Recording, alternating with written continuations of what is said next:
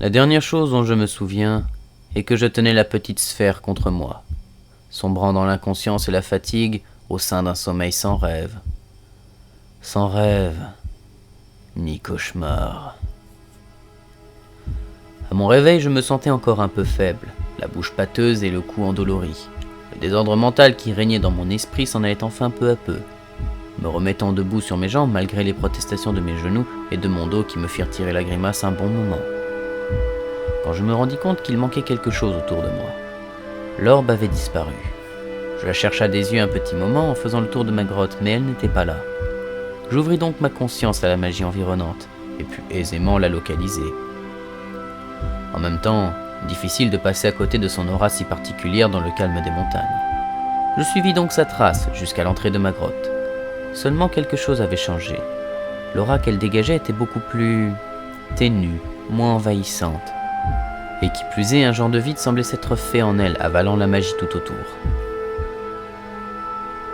Ce vide m'appelait. Je le sentais en moi, cet orbe avait la réponse à une de mes questions. J'en étais désormais sûr. En y regardant de plus près, je compris que ce vide se nourrissait de la magie environnante, mais à bien trop faible dose pour pouvoir se remplir vraiment, comme pour tenter de faire quelque chose d'une extrême puissance. À ce moment-là, je pris une décision absurde.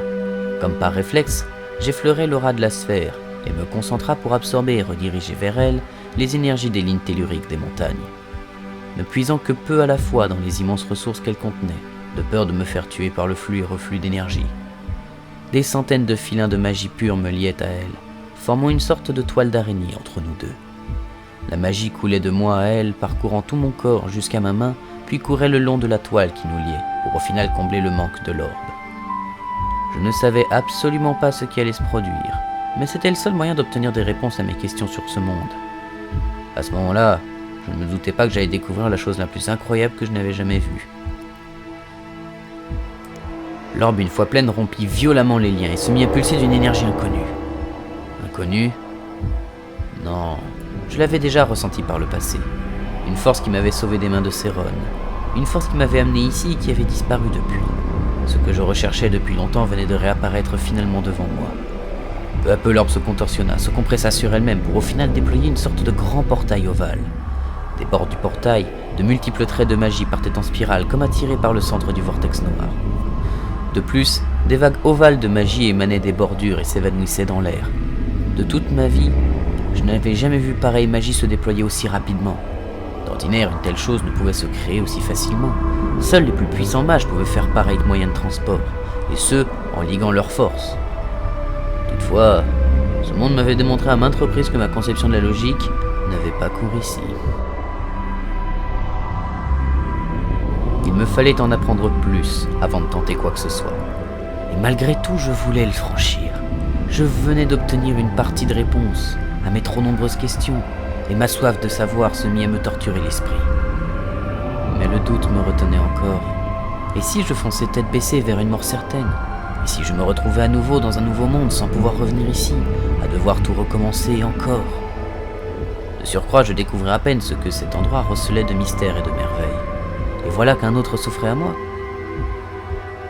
Mais au sein de ce dernier vivent des gens avec qui je pourrais parler, discuter, rire. Une chose qui me manquait cruellement. Ce mélange de pensées nourrissait le doute en moi, et pourtant, oui, pourtant, quelque chose au-delà de ce portail m'appelait. Quelque chose que je désirais, au plus haut point. Plus important que tout, mais qui me restait toutefois inconnu. Cette chose, je la désirais. Je la jalousais. Ce fut cette envie irrépressible qui écrasa le doute. Je me mis à courir vers mes affaires dans les profondeurs de la terre et prépara mon pactage, pour une fois de plus un nouveau voyage. Je pris mon épée dans son fourreau et 2 couteaux, me prépara des vivres et de l'eau dans une gourde avec de quoi tenir au moins 3 jours. Une couverture de voyage, simple mais résistante et chaude, ma longue cape de voyage sur les épaules afin de me protéger du vent comme de la pluie, de quoi entretenir ma lame, préparer un feu, et en plus des vivres, quelques langues de viande séchées, pour les longues journées de marche qui m'attendent. Après une bonne demi-heure de préparation, me voilà enfin prêt. Mon sac de voyage reposant sur mon dos, mon épée accrochée sur le côté à portée de main. Gants et bottes en cuir souple enfilés, je pris la direction du portail, regardant ma précieuse demeure, vidée du plus utile de mes affaires. Quant au reste, essentiellement de la nourriture, Je le mis à l'entrée de la grotte pour d'éventuels animaux. Je posai mon sac sur le sol, vérifiai une dernière fois les attaches. Durant tout ce temps, le portail, lui, n'avait pas bougé. Sa présence était même renforcée car son aura était de plus en plus présente. Me tenant désormais devant lui, résolu à découvrir ce qui m'attendait de l'autre côté, je pris comme unique souvenir le petit morceau d'ambre de ma grotte, au cas où je ne retrouve pas le moyen de revenir dans ce monde. Bien que je ne sache pour quelle raison, je pense que je reviendrai. Oui, je reviendrai. Encore un nouveau monde s'offre à moi, un monde perdu dans d'insidieuses brumes au bord de la perdition, et en son sein quelque chose qui m'appartient, une chose qui m'avancera peut-être dans ma compréhension de qui j'étais autrefois. Réunissant mon courage et ma détermination, je fis le premier pas dans le vortex, et me laissant emporter vers ce qui allait être ma toute première épreuve en tant qu'arpenteur.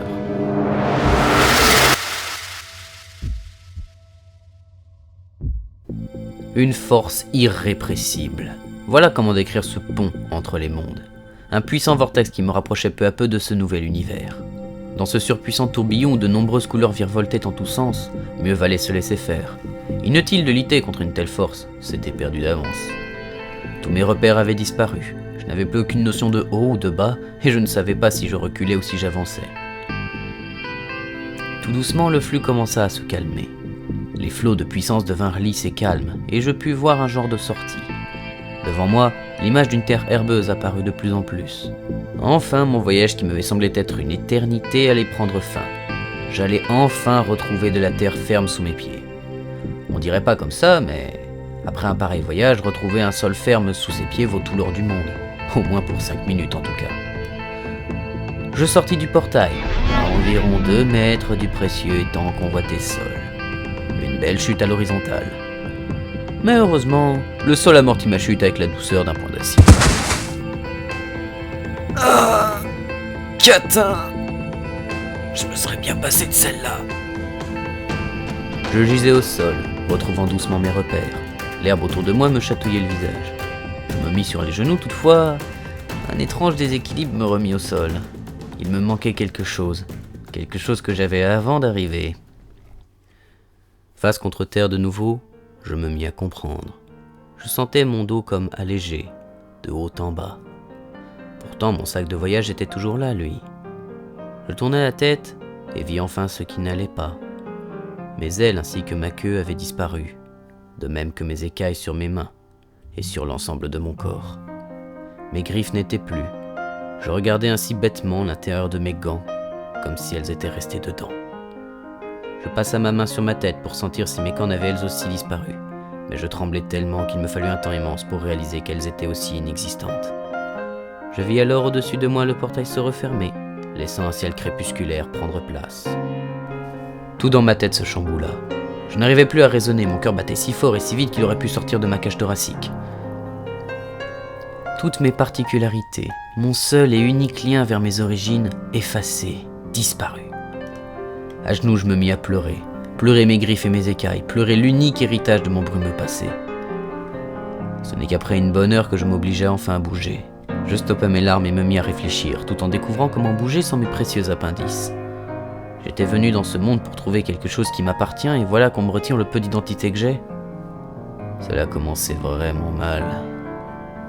Marcher sans ailes et sans queue est assez étrange. Ma vision ne perce pas autant que je le voudrais, mes oreilles n'entendent pas autant que je le désirerais, et les odeurs autrefois foisonnantes sont devenues drastiquement réduites. Comme si tout autour de moi le monde venait de devenir complètement gris. Une fois la nuit venue, j'installa mon bivouac au sein d'un bosquet non loin. Bien que le temps soit agréable, je fis tout de même un feu de camp pour préparer mon maigre repas. Après tout, l'appétit n'était guère présent. Mon estomac, noué par l'étrange mutation de mon corps, refusait presque toute nourriture, et je dus me forcer. Il allait me falloir des ressources pour demain, car une longue route risquait de m'attendre.